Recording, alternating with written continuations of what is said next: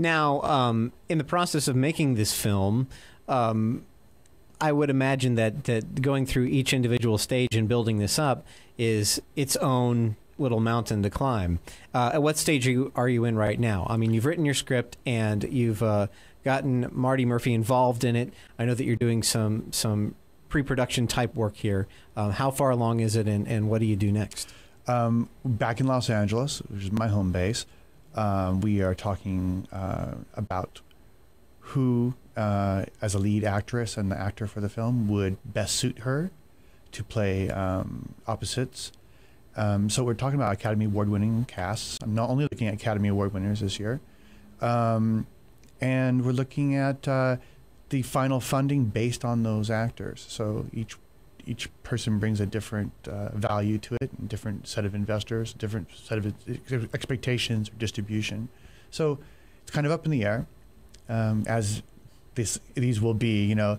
And I think that's probably the hardest thing for Marty is like, is it going to happen or is it not going to happen, you know, and that kind of waiting, the anticipation there, even the prospect that worst case scenario that she doesn't actually get the role.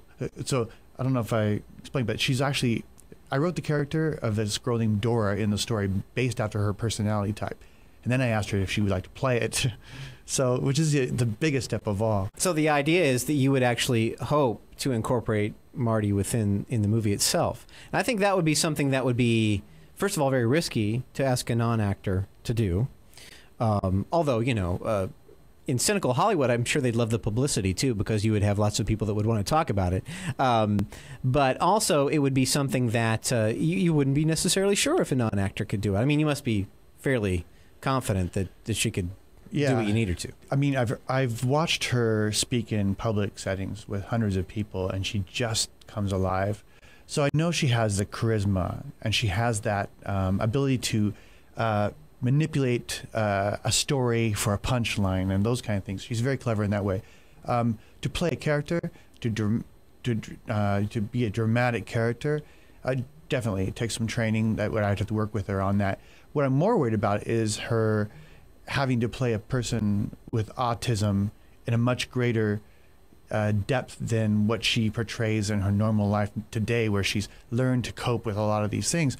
I mean, to regress literally is what we're asking her to do in this piece. Regress back to a state of being that she was 6-7 years ago, when she was stemming and she was rocking and she was little odd sounds she couldn't verbalize at all, and she would, you know, blinking and just, you know, agitated to the point where she could possibly have a meltdown with a couple more things added on top of it. It's a big role for. Well, when you've talked to other doctors and professionals, is that something that they think that that would be harmful in any way to her, to sort of exhibit behavior patterns that she's probably learned to sort of reprogram and ignore certain ways to approach stuff? Yeah, well, good question. And oddly enough, you know, the behind the scenes is called Return to Autism, and the whole idea of it is to try to bump up can she do it or can't she do it? You know, will she slip back into autism and never come back? But everyone that I talk to says that, you know, first of all, she's not going to be autistic. That's who she is. But by virtue of who she is as well, she has learned to cope with these things, and she'll do a great job, and it has no risk to her at all. It's just a matter of more about some of these actors, these Academy Award-winning actors as well, you've got to work with them as well, you know, and they're going to have a scene. Tell me about it. They're going to have a scene where they're upset, and they're going to have to go in their trailer, and they're going to need an hour to cool down as well. So I think Marty will be like the rest of them, and given anyone the opportunity to be emotional, you need that time to pull out of it too.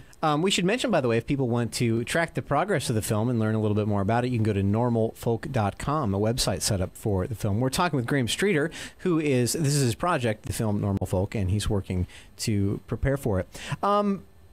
When you try to get a movie like this together, it seems to be a very personal story when you're dealing with something like a look at a condition, at autism, and how you've connected with Marty and other people. Is there any kind of pressure to change the story? Because, as you said, it's not like there is always necessarily a happy ending in any instance like this. There is a point where people have tremendous successes in acclimating themselves to a world that doesn't really set themselves up for them. But by the same token, it's kind of a continuing process. There's no, as they say, there's no like moment where, okay, that's all over now. Right. She doesn't save the world. Right. There's no big explosions or car chases or anything like that. But I think that the human condition is extremely overlooked. And I try to write, and I relish in that genre. And I think at the end of this story, it is the beginning of everyone's lives. So in a way, it's a huge ending to me. You can't ask for a more important interpersonal ending. All right. Well, thanks for coming in. Graham Streeter's film that he's working on right now is called Normal Folk. You can check out normalfolk.com to see the progress of the film. He's also working on the making of the movie while he's making the movie. We're going to take a quick break, be back with money news right after this on WJBC.